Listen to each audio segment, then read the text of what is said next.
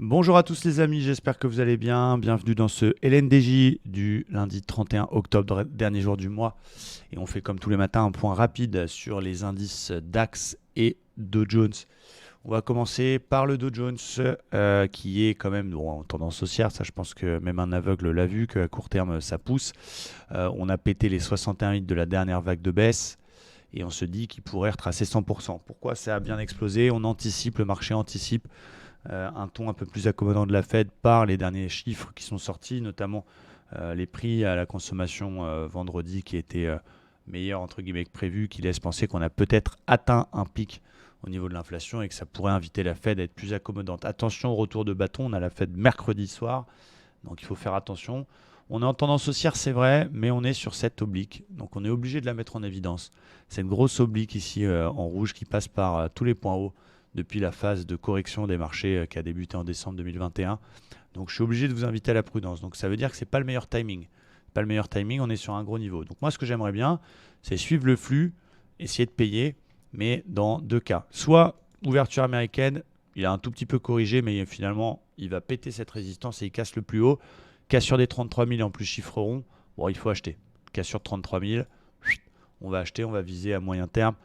Ça m'étonnerait que ce soit avant mercredi, mais qui sait, les 100%. Bon, plan un petit peu dangereux. Un petit peu plus safe, je suis mon flux, je cherche des achats, mais j'achète sur un repli. On a cassé 61,8. Qu'est-ce qu'il fait en général? Il vient le pullback et l'obstacle résistance fait son job. On ne remet pas en question la tendance, mais on corrige un peu, on lâche un peu du lest. On vient chercher la zone des 61,8. Donc c'est une zone, ça peut être le plus haut précédent, ça peut être un tout petit peu plus bas. Mais cette zone des 32 200. J'attends une conso, je rentre sur un repli à l'achat, sur un signal type W, divergence bulle. Ça m'intéresse. Et contre-plan, échec total, résistance qui fait son job, fake hausse, on repart à la baisse. Pourquoi pas? Qu'est-ce qui validerait ce scénario-là? C'est si on répète les 32 000 par le bas. Donc en gros, sous 32 000, j'achète. J'achète un repli au plus proche de 61,8 et ou la cassure du plus haut, même si je serais un peu moins à l'aise. Et je invalide mon scénario avec des ventes si jamais on casse les 32 000 par le bas. Du coup, sur le DAX, c'est un peu différent. Mais on retrouve aussi l'obstacle. Voilà, on est un peu dessus, on est en train de le passer, mais ça merguez un peu sur la même résistance quasiment qu'on peut tracer ici. Il reste en tendance quand même haussière, au-dessus d'un joli support oblique, et on a pété un range par le haut. Donc ça, c'est super intéressant, parce qu'on a pété le range, on est venu se réappuyer dedans. Donc ça reste un point d'entrée intéressant. À 11 h, il y avait le PIB en zone euro, donc je ne voulais pas me positionner sur le DAX ce matin, mais il y avait un petit point d'entrée sympa, avec un OPR qui, pour l'instant, fait son job. Il y a eu une petite réintégration dans l'OPR à jouer, mais on est déjà bloqué par les deux moyennes mobiles.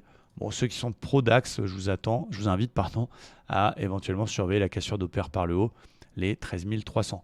Pas de vente pour l'instant de prévu du côté du DAX.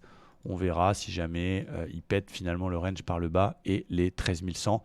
C'est pas prévu, c'est d'ailleurs un niveau qu'on surveille encore. Si jamais on corrige un peu finalement, on a l'ancien bas de range qui correspond au support 1 heure que je vous ai tracé, qui sera aussi à surveiller, 13 100. Donc plutôt à l'achat. Pas maintenant, c'est pas le bon timing. On est à 2 jours de la Fed. Ça peut aussi merguezer jusqu'à mercredi. Et plutôt des achats sur repli. Avec voilà, toujours cette capacité de suivre les trades uniquement 5 étoiles. Juste un point rapide sur le Nasdaq. Nasdaq, on a l'impression qu'il a moins corrigé que le Dow, mais finalement, proportionnellement, c'est assez la même chose. On va surveiller la zone 11 700. Pour moi, c'est la zone 11 700. C'est un niveau qui fait résistance, qui correspond à la moitié de toute la baisse. C'est un niveau qu'il faut surveiller. Donc s'il y a un joli signal dans 11 700, je pourrais prendre un trade contre tendance. Mais s'il passe les 11 700 finalement, il faut continuer à payer. Direction 12 000. Et puis pourquoi pas, si ça passe les 12 000, 100% de retracement. Voilà pour mon avis technique. J'espère que ça vous convient, que vous aimez ces petits LNDJ. Mettez-moi un petit commentaire d'ailleurs. Et je vous dis à très vite sur la chaîne. Merci à tous. Ciao!